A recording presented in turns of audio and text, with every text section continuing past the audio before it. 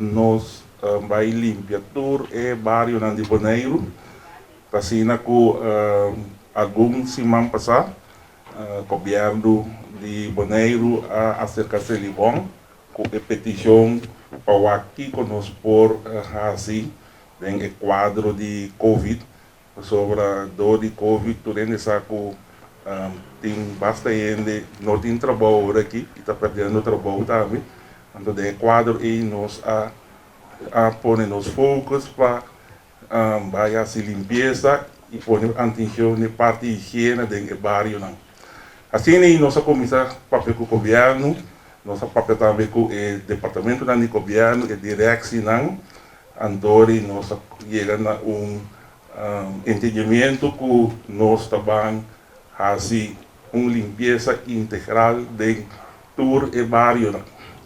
Maneira você começar, nós mostra que nós está queimando a parte de limpeza integral, do que grado de limpeza essa necessidade, nós fazemos uma limpeza, nós começamos com a Caia Corona.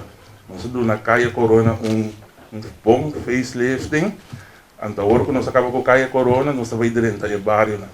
E para mim, bairro que nós vamos dentro é o bairro Antriol, dentro do Stache, dentro do nós estamos agora aqui exatamente já luna, nós estamos começando intensivamente, mas já nós estamos dentro do bairro acaba com o grupo de Celibão.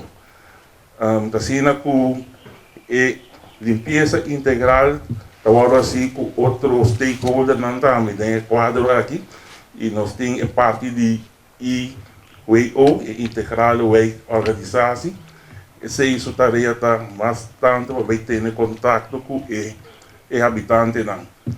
Sobre a cooperação de habitantes também está muito importante para poder ajudar nós assim e manter o bairro ali. A intenção é para nós vai todo o bairro e para dar assim o bairro não limpo só, mas limpo e bonito e integral.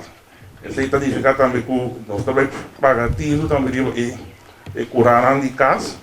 Então, nós também ajudamos no momento que nós temos a área aí, todo serviço de serviço, porque a área aí está grátis. Então, assim, nós também damos também nosso aporte para ter várias na limpa. Depois, junto com o governo, nós vamos trazer um plano também para manter limpo.